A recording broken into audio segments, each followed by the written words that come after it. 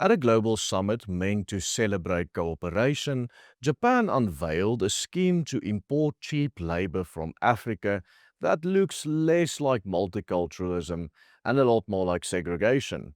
Four nations in four towns and special visas resembling apartheid passbooks. At the recent ninth Tokyo International Conference on African Development, or TICAD 9, in Yokohama, Japan, which President Cyril Ramaphosa described as the silver lining in the midst of the dark cloud of international isolation South Africa is facing, the host nation unveiled a creative and strategic African migration initiative, designating four Japanese cities as the official hometowns for specific African groups. Japan announced that it plans to introduce a specific visa for each nation, tying every African migrant to their own ethnic hometown in Japan.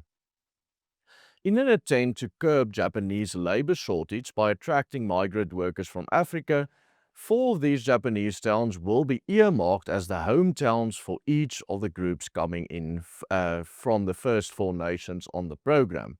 Kisarazu will be the designated hometown for Nigerians, Nagai will serve as the hometown for Tanzanians, Sanjo will be the hometown for Ghanaians, and Imabari will be paired with Mozambicans. While the initiative is being marketed as emulating the concept of Chinatowns or Little Italys that is commonly found in many Western cities, in particularly in the United States, this project is very different in that it is an official government initiative on the part of Japan, and it will be brought about by government spatial planning. By pairing certain areas with certain African nations and offering customized visas, Japan is fostering a unique form of soft migration diplomacy, freely admitting that these designated hometowns will build labor camps for cheap African workers from each of these countries. The idea is for the arrangement to be mutually beneficial, with African migrants as well as Japan, with its shrinking workforce benefiting from the arrangement. The visas granted to these migrants will not be a general work visa allowing settlement anywhere in Japan. Instead, migrants will be required to settle in this hometown and the specific group area linked to their nationality. For example, Nigerians would be granted visas tied to residency in a specific area in Kisarazu. But why would Japan launch this initiative in the first place? Well, the answer lies in a demographic crisis that has been plaguing the country for well over a decade and which just continues to escalate every year. Despite virtually stagnating for a number of years, Japan's population finally reached 128 million for the first time in 2010. Since then, Japan's population has started to collapse. Between 2010 and 2024, Japan's population decreased by more than 5 million people to 123.8 million. This decline was offset by immigration, as the natural population decline in Japan over the same period, that is, by means of births versus deaths, amount to a staggering 6.5 million souls. It is furthermore estimated that this year alone, Japan's natural population decrease will be more than 1 million people, having declined by more than 900,000 last year alone. Japan faces a large crisis, an aging population supported by a shrinking taxpayer base. This translates into labor shortages, contracting domestic markets, and increased pressure on social welfare systems. Simply put, Japan doesn't have enough working age people to maintain the economy and standard of living. Yet, for a long time, Japan was hesitant to follow the path of many Western countries on the verge of facing similar crises in terms of importing migrant workers from the Third World. Speaking at the United Nations General Assembly in September 2015, the then Prime Minister of Japan, Shinzo Abe, highlighted that before accepting immigrants or refugees, We need to have more activities by women, by elderly people, and we must raise the birth rate.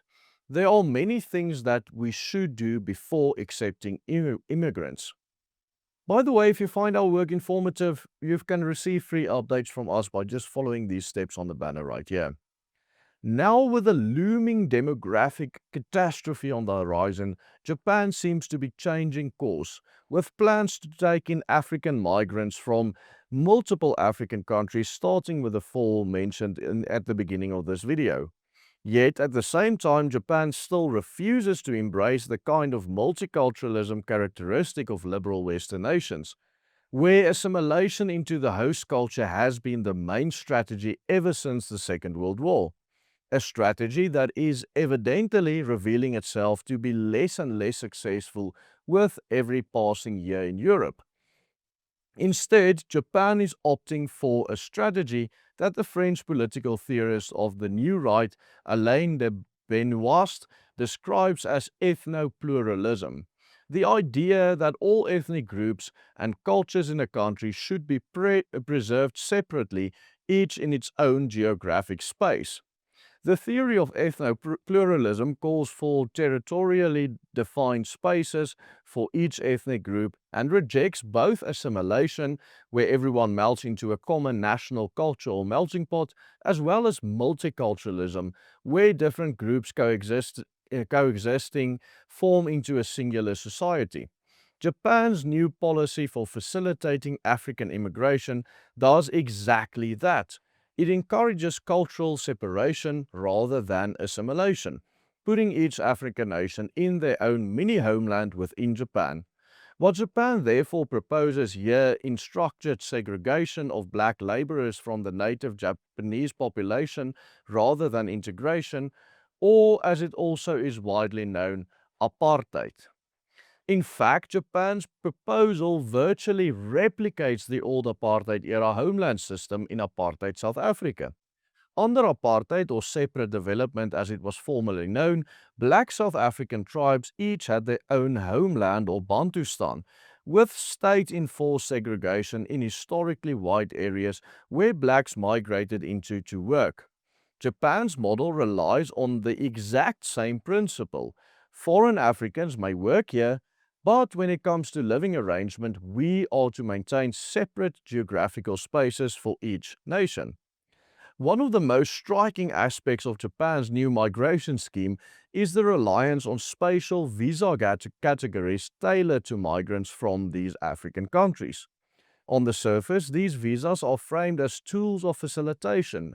They are meant to make entry easier, provide pathways for skilled and semi-skilled labor, and tie individuals directly to their assigned hometown. But this too is very reminiscent of apartheid, where black migrant laborers in white areas were required to carry passbooks which indicated where they lived, worked, and how long they could stay. It is also noteworthy that the four hometowns which have been effectively designated as Japan's new Bantustans are generally towns where the native Japanese populations are shrinking fast, meaning that if the strategy continues to be implemented for years to come, these specific areas in Japan would be demographically transformed completely. Isn't it particularly striking and very ironic that South African President Cyril Ramaphosa was not only present in Yokohama when this model was unveiled, but also praised the whole event? The man who is known to place the blame of every single problem this country faces firmly on the shoulders of the old apartheid regime was not only present as Japan unveiled this new apartheid plan, he even afterwards proclaimed that he was very pleased with how the summit went. This has been a very impactful visit to Japan. Attending TICAD is always a real highlight on our calendar because we get an opportunity as African countries to interact with Japan and to deal with issues of development, economic development, people development, and social development. And apparently also separate development. The long-term consequences which could be profound for a country like Japan. On the one hand, Japan needs to be commended for at least trying to take steps to try and address the country's immediate labor shortage by supplying designated cities with young workers from Africa. On the other hand, this will almost certainly exacerbate Japan's ever-worsening demographic crisis.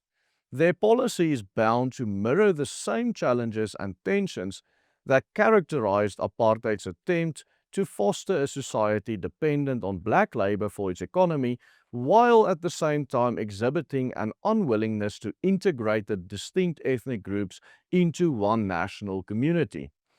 Do you like our content? Make this channel stronger by becoming a member of the Willem Petzer group. Just follow these steps right here to support us.